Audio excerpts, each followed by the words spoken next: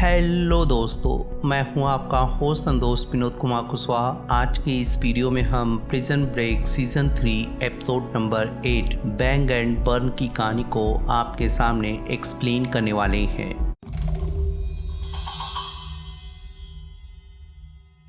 तो इस एपिसोड की कहानी की शुरुआत सोना से शुरू होती है, जहाँ पर माइकल जब लुई से मिलता है तो वो जहाँ अपने फादर से मिलने से पहले जहाँ वो माइकल से पूछता है कि उसकी ड्रेस कैसी है। वहीं थोड़ी देर बाद जब माइकल लिंकन से मिलता है तो माइकल जहाँ एलजे के बारे में पूछता है, वहीं लिंकन उसे जवाब देता है कि एलजे पूरी तरह से ठीक है और उन्होंने उसे भागने के लिए 4 दिन दिए हैं। तो जब माइकल जाने लगता है तो लिंकन जहाँ उसे बॉडी बैग के बारे में बताता है तो माइकल उसे जवाब देता है कि उसे जो करना है वो कर सकता है क्योंकि वो अपनी तरफ से पूरी कोशिश करेगा। तो लिंकन जब उससे फिर से माफी मांगते हुए बताता है कि वो जानता है कि वो सारा की वजह से गुस्सा है, लेकिन एलजे उसका बेटा है और उसे उसके लिए झूठ बोलना ही था। तो माइकल उसे पलट के जवाब देता है कि ये सही है कि एलजे तुम्हारा बेटा है, लेकिन वो मेरा भतीजा भी है। दुनिया में ऐसा कुछ भी नहीं है जो वो उसके लिए नहीं कर सकता है, लेकिन तुम्हें लगता है कि मैं सिर्फ अपने बारे में सोचता हूँ। तो लिंकन अपनी सफाई देने के बाद फिर से माफी मांगता है तो माइकल उसे ये कह के चला जाता है कि उसने उसका यूज किया है, इसी वजह से वो ये कह सकता है कि उसमें और कंपनी में एक बात कॉमन है,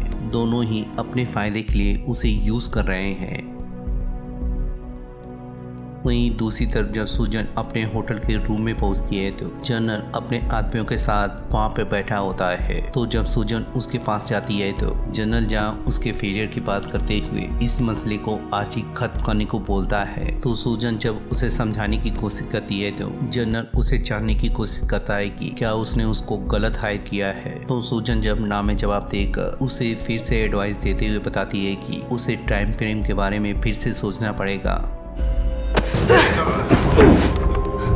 वो उसकी कोई एडवाइज़र नहीं है और ना ही वो उसके लिए उसे पे कर रहा है। उसे जो काम बताया गया है उसे अब बहुत ही जल्द पूरा करना पड़ेगा। तो सूजन जेम्स से मिलने के बाद उसे जहाँ अपना प्लान बताकर 5 बजे तैयार रहने को बोलती है। वहीं जब जेम्स उससे माइकल के बारे में पूछता है तो वो उसे उसको मारने को बोलती है। तो वहीं अंदर जब लिचोरो माइकल से बातचीत कर रहा होता है तो सामी उसे पुकारने के बाद जब लिचोरो उससे मिलता है तो वो जहाँ उसे समझाते हुए उनके संख्या धीरे धीरे कम होने की वजह से अपनी टीम में क्रिस्टोफर को शामिल करने को बोलता है। तो लिचोरो उसे बात करने के लिए ऊपर बुलवाता है। वहीं दूसरी तरफ सूजन अपने बैंग एंड बर्न की मिशन पे काम करने लग जाती है। वहीं सोफिया को एक ऐसे अपार्टमेंट के मालिक से फोन आता है जिसके बारे में उसे मालूम नहीं होता है। तो जब वो उसे समझाकर ये बताता है कि जेम्स ने इस अपार्टमेंट को कुछ साल पहले खरीदा था, तो सोफिया उससे एड्रेस मांगकर वहाँ पे पहुँचने का वादा करती है, लेकिन कंपनी उसका फोन टैप करने की वजह से सूजन को जहां उनकी मीटिंग के बारे में मालूम चल जाता है, वहीं अंदर जेम्स एलिस के जाने की वजह से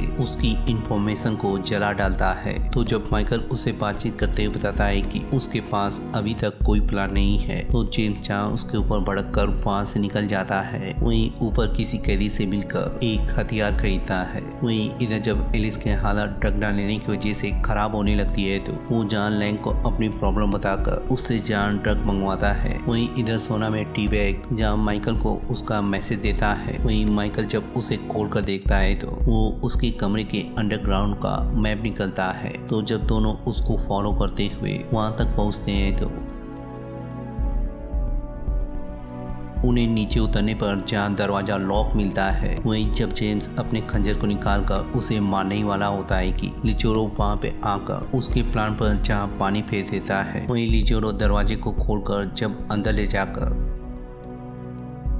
टनल को दिखाते हुए जब बताता है कि राइट होने से पहले ये टनल एक रास्ता हुआ करता था जिससे प्रिजनर ए ब्लॉक से बी ब्लॉक पे जाते थे। तो दंगे होने के बाद जहाँ ए ब्लॉक को पूरी तरह से बंद कर दिया गया था, वहीं वो लोग इसका इस्तेमाल करते हुए यहाँ से भाग सकते हैं। तो माइकल आगे का रास्ता बंद होने की वजह से लिचोरो को समझाता है कि वो लोग आगे से नहीं बल्कि ऊपर एक ब्रिज बनाकर भागेंगे, नहीं तो पूरा ढांचा कोलैप्स हो सकता है। वहीं सामी अपने दोस्तों को ऊपर बैठाने के बाद जब नीचे रम लेने के लिए जाता है तो माइकल और जेम्स जहाँ छुप जाते हैं, वहीं लिचोरो रम लेने को मना करते हुए उसे ऊपर ले जाता है। तो वहीं माइकल और जेम्स अपने काम पे लग जाते हैं। वहीं दूसरी तरफ जब सोफिया अपार्टमेंट के अंदर पहुंचती है तो लैंडलॉर्ड उससे बातचीत करते हुए बताता है कि जेम्स उसके लिए बिल्कुल अच्छा नहीं है। वहीं जब उसके जाने के बाद जब सोफिया खोजबीन करती है तो उसे जहाँ उसका नकली पासपोर्ट मिलता है, लेकिन सूजन कुछ देर बाद ही वहाँ पे आकर जहाँ उसके पासपोर्ट को छीनते हुए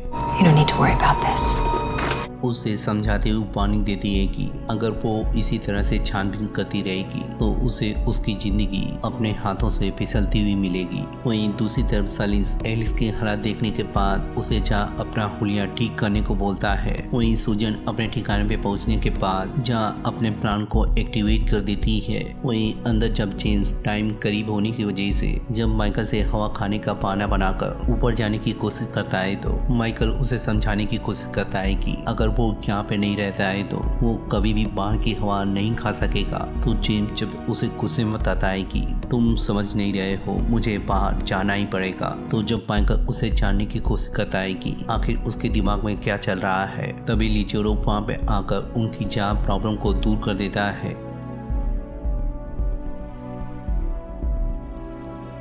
तो माइकल जब उसके जाने के बाद लिचोरो से जब उसका मोबाइल मांगता है तो लिचोरो जहाँ उसे मोबाइल देने से मना कर देता है। वहीं इसी बीच लिंकन एक घर खरीदने के बाद अपने बैकअप प्लान पे काम करते हुए जहाँ गन फायर करते हुए उसकी साउंड को रिकॉर्ड करता है। तो इधर माइकल लुइस के पास पहुंचकर उसके फादर की हेल्प लेते हुए लिंकन को कॉल करके उसे मैसेज देने को बोलता है। तो जब लुइस अपने पिता से मिलता है तो उनकी बातचीत से पता चलता है कि लुइस का आज बर्थडे है। वहीं जब उसके पिता उसे कुछ देने की कोशिश करते हैं तो लुइस ये कहकर मना कर देता है कि वो यहाँ से बाहर नहीं जाने वाला है। फिर जब वो अपने फादर से रिक्वेस्ट करते हुए लिंकन को कॉल करने की रिक्वेस्ट करता है।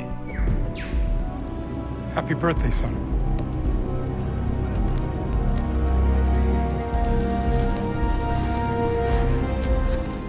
वहीं दूसरी तरफ जब जेम्स सोफिया से मिलता है तो वो जहाँ उससे पासपोर्ट के बारे में पूछने की कोशिश करती है, वहीं जेम्स उसे समझाता है कि उसे आज लिंकन के करीब नहीं जाना है। साथ ही उसे ये भी बताता है कि वो आज रात उसे कॉल करेगा। वहीं दूसरी तरफ जब लिंकन और फ्रेडी शहर में कहीं जाने के लिए घूम रहे होते हैं तो अल्फांसो या लुइस के डैड उसे कॉल करके बताते हैं कि वो आज घर पे डिनर पे नहीं आएगा। वहीं दूसरी तरफ एलियट भी अपने आदमियों के साथ उसके ऊपर नजर रखे हुए होता है। लेकिन आगे जाते वक्त जब सोफिया उससे टकरा जाती है तो वो लोग जहाँ उससे बात करने लग जाते हैं। वहीं एलियट जब सूजन से बातचीत करते हुए सोफिया के बारे में बताता है तो वो जहाँ उसे भी बाने का ऑर्डर देती है। वहीं इधर सोफिया पासपोर्ट के बारे में बताकर जब उन्हें ये बताती है कि जेम्स ने उनको उससे दूर रहने को बोला है तो लिंकन इस बात को जानने के बाद जब लिचोरो को फोन मिला देता है तो वहीं इसी बीच लिचोरो और उसके आदमी जहाँ उनकी तरफ बढ़ने लगते हैं। वहीं इधर जब उसका कॉल स्वामी उठाता है तो वो जब ये जानता है कि वो माइकल का भाई है तो स्वामी जहाँ उसका फोन काट देता है। वहीं जब उसकी नजर कंपनी के लोगों पर पड़ती है तो वो जहाँ उनसे छुपते हुए जब वहाँ से कुछ सेकंड के लिए गायब हो जाता है तो एलियट जहाँ सोफे के ऊपर बंदूक तान देता है। वहीं लिंकन जब पीछे से आकर उससे पूछने की कोशिश करता है कि आखिर वो कौन है, तभी दूसरे आदमी के हमला करने की वजह से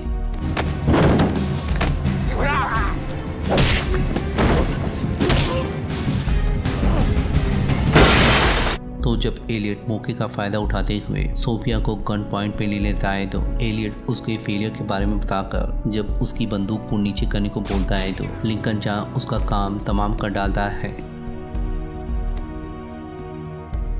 वहीं दूसरी तरफ जब सभी लोग एरिक से सवाल पूछने लगते हैं कि आखिर वो कंपनी के बारे में क्या जानता है और उसे कैसे अप्रोच किया गया था, तो एरिक ड्रग न लेने की वजह से अपने आप पे काबू खोते हुए जहाँ उनको ही कंपनी का आदमी बताकर उन्हें बस ये बताता है कि कंपनी ने उसका फायदा उठाकर उसकी जिंदगी बर्बाद की है। वहीं दूसरी तरफ जब जेम्स ऊपर जाने की ताक में होता है तो माइकल वहाँ पे पहुंचकर जब ऊपर के फ्लोर को खोलते हुए पूछता है कि लगता है कि मेटल बहुत ही ज्यादा टाइट था। तभी टी-बैग आकर उसे बताता है कि लिचोरो उसके भाई के बारे में बात करने के लिए बुला रहा है। तो जब माइकल उसे छोड़कर ऊपर पहुंचता है तो लिचोरो उसे धमकाते हुए बताता है कि अगर उसके भाई ने दोबारा कॉल किया तो उसे उसकी कीमत चुकानी पड़ेगी। फिर जब मोबाइल देने के बाद माइकल लिंकन को कॉल करता है तो लिंकन जब उसे अपने हमले के बारे में बताता है तो माइकल को समझ में आ जाता है कि पूरा माजरा क्या है। तो जब माइकल को हेलीकॉप्टर की आवाज सुनाई देने लग जाती है तो वो जहाँ बाहर जाने लगता है वही जेम्स छत के ऊपर पहुंचकर जब उनका इंतजार कर रहा होता है तो माइकल वहाँ पे पहुंचकर जहाँ ऊपर पहुंचने की कोशिश करने लगता है। वही जब कंपनी के लोग गार्ड्स को मारते हुए आगे बढ़ने लगते हैं तो माइकल जहाँ ऊपर पहुंचकर उससे लड़ने लगता है।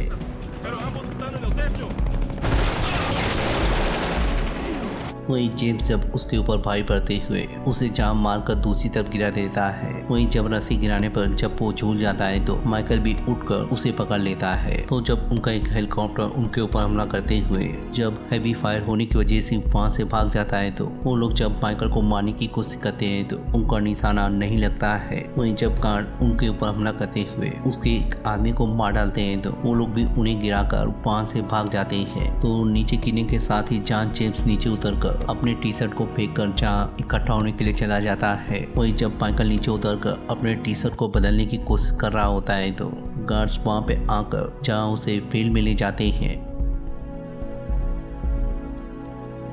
वहीं जब कर्नल सुजन को कॉल करता है तो वो जहाँ उसका कोई जवाब नहीं देती है। दूसरी तरफ एलिस के बड़बोलेपन की वजह से लैंग उसे बताती है कि उसे वापस सोना जाना पड़ेगा। वहीं इधर जब सारे कार्स अंदर आकर सभी कैदियों को इकट्ठा करते हैं तो पता चलता है कि पिछले कांड की वजह से कर्नल का तबादला हो चुका है। वहीं जनरल सभी को घूरते हुए माइकल के पास पहुंचकर उसे उठाते हुए बताता है कि उसकी यहाँ पर आने के बाद 3 बार भागने की कोशिश हो चुकी है और मुझे नहीं लगता है कि ये कोई इत्तेफाक है क्योंकि ये सारी घटनाएं तुम्हारे आने के बाद हुई हैं। You caused too many problems here in Zona, so maybe you shouldn't be here in Zona. तो अपने आदमियों को ऑर्डर देने के साथ ही वो लोग जहाँ माइकल को बाहर ले जाने लगते हैं वहीं माइकल के बाहर जाने के साथ ही ये एपिसोड यहीं पे खत्म हो जाता है। तो मिलते हैं इसके अगले एपिसोड में या किसी और टीवी सीरीज को एक्सप्लेन करते हुए। तब तक के लिए शुक्रिया।